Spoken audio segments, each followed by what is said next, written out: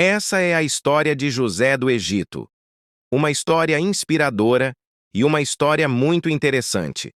Você vai se emocionar. Raquel e seu marido Jacó estavam na Mesopotâmia quando nasceu José. Raquel ficou muito feliz e acreditava que Deus ainda lhe daria outro filho. Quando José falava dos sonhos, os seus irmãos ficavam com tanta raiva que falaram até em tirar a vida de José. Aquela túnica colorida era muito linda. Vendo, pois, seus irmãos que o pai o amava mais do que todos os outros filhos, odiaram-no e já não lhe podiam falar pacificamente.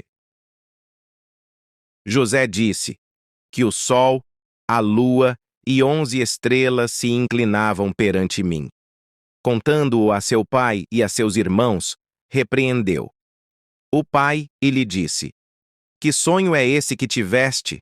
Acaso viremos eu e tua mãe e teus irmãos a inclinar-nos perante ti em terra?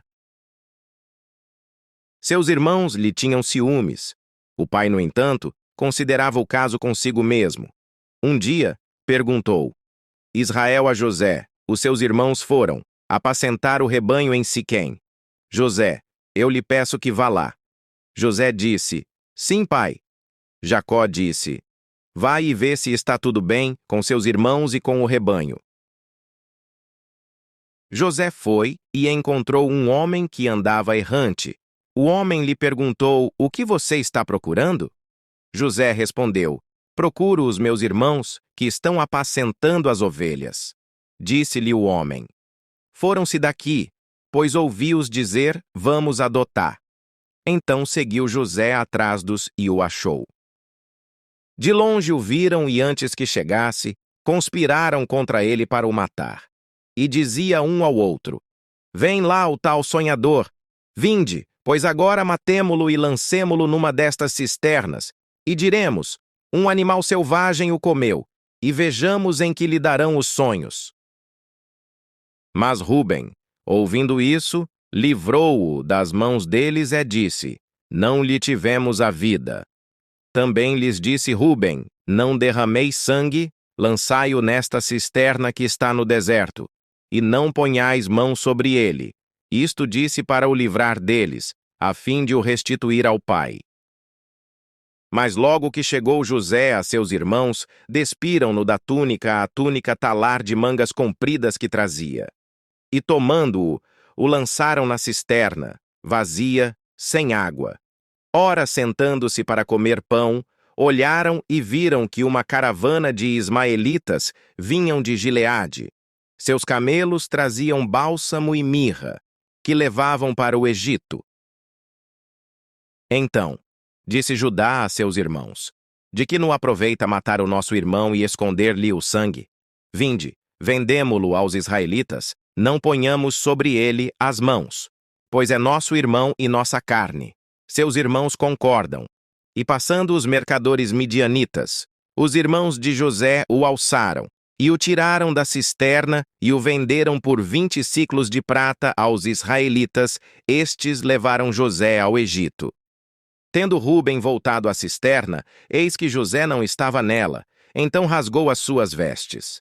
E voltando a seus irmãos, disse: Não está lá o menino e eu para onde irei? Então tomaram a túnica de José, mataram um bode e a molharam no sangue. E enviaram a túnica talar de mangas compridas. Fizeram-na levar a seu pai e lhe disseram: Achamos isto, vê se é ou não a túnica de teu filho. Ele a reconheceu e disse: É a túnica do meu filho. Um animal selvagem o terá comido, certamente José foi despedaçado. Então Jacó rasgou as suas vestes e se cingiu de pano de saco, e lamentou a seu filho por muito tempo. Seus filhos e filhas tentaram, ó Consolador, mas não teve jeito. Ele disse chorando: Descerem a meu filho na sepultura. E Jacó chorou muito e muito. Os midianitas venderam José no Egito a Potifar, oficial de Faraó, comandante da guarda. Depois de algum tempo, José foi levado ao Egito, e Potifar, oficial de Faraó, comandante da guarda egípcio, comprou-o dos ismaelitas que os tinham levado para lá. O Senhor Deus era com José, que veio a ser homem próspero e estava na casa do seu senhor egípcio. Vendo Potifar que o Senhor era com ele e que tudo o que ele fazia o Senhor prosperava em suas mãos, logrou José mercê perante ele a quem servia. E ele o pôs por mordomo de sua casa, e sobre tudo o que tinha o Senhor abençoe a casa do egípcio. Por amor de José. A bênção do Senhor estava sobre tudo o que tinha, tanto em casa como no campo. Potifar tudo o que tinha confiou nas mãos de José, de maneira que, tendo por mordomo, sabia além do pão que se alimentava. José era formoso de porte e de aparência. Aconteceu depois destas coisas, que a mulher de seu senhor pôs os olhos em José e disse: Deita-te comigo. Ele, porém, recusou e disse à mulher do seu senhor: Tem-me por mordomo o meu senhor, e não sabe do que há em casa, pois tudo o que tem me passou às mãos. Ele não é maior do que eu nesta casa, e nenhuma coisa me vedou, senão a ti, porque és sua mulher. Como, pois, cometeria eu tamanha maldade e pecaria contra Deus? Falando ela a José todos os dias, e não lhe dava ele ouvidos para se deitar com ela e estar com ela. Sucedeu que certo dia veio ele à casa para atender aos negócios, e ninguém dos de casa se achava presente. Então ela o pegou pelas vestes e lhe disse: Deita-te comigo. Ele, porém, deixando-se as vestes nas mãos dela, saiu, fugindo para fora.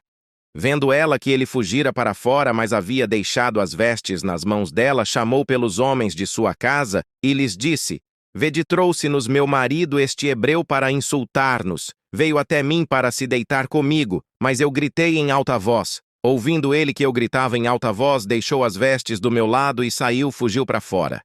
Conservou ela junto de si as vestes dele, até que seu senhor tornou à casa.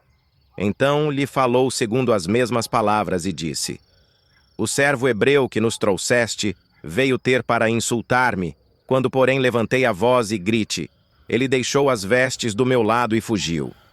Tendo o Senhor ouvido as palavras de sua mulher, ficou furioso, e o Senhor de José o tomou e o lançou no cárcere, no lugar onde os presos do rei estavam encarcerados ali, ficou ele na prisão.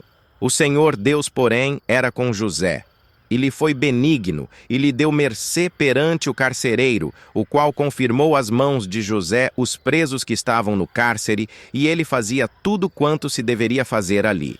E nenhum cuidado tinha o carcereiro de todas as coisas que estavam nas mãos de José, porquanto o Senhor era com José, e tudo o que fazia dava certo.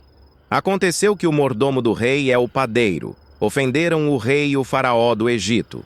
Indignou-se Faraó contra os seus 2 oficiais, o copeiro-chefe e o padeiro-chefe, e jogou os 2 na prisão no mesmo lugar que José estava. Por algum tempo ficaram na prisão. Um dia ambos sonharam cada um o seu sonho. Na mesma noite, cada sonho com o seu significado. Vindo José pela manhã, viu-os, eis que estavam turbados. José perguntou: Por que vocês estão tão tristes hoje? Elas responderam: Tivemos um sonho e não há quem o possa interpretar. Porventura não pertencem a Deus as interpretações? Contai-me o sonho. Em meu sonho perante mim uma videira. Disse-lhe o copeiro-chefe. E na videira 3 ramos, ao brotar, a vide havia flores, e seus cachos produziam uvas maduras. O copo de Faraó estava na minha mão. Tomei as uvas e as espremi no copo de Faraó e o dei na própria mão de Faraó. Então lhe disse José: Esta é a sua interpretação. Os 3 ramos são 3 dias dentro, ainda de 3 dias.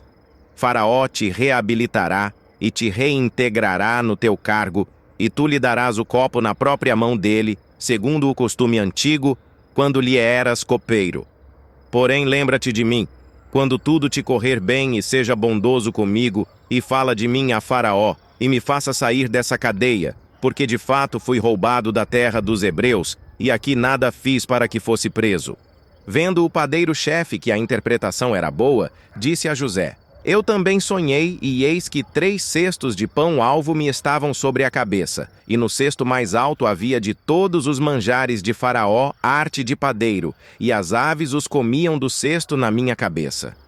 Então lhe disse José: a interpretação está os 3 cestos, são 3 dias dentro, ainda de 3 dias, Faraó vai arrancar a tua cabeça e te pendurar no madeiro. E as aves te comerão as carnes. No 3º dia, que era aniversário de Faraó, ele deu um grande banquete a todos os seus servos, e no meio desses, reabilitou o copeiro-chefe e condenou o padeiro-chefe.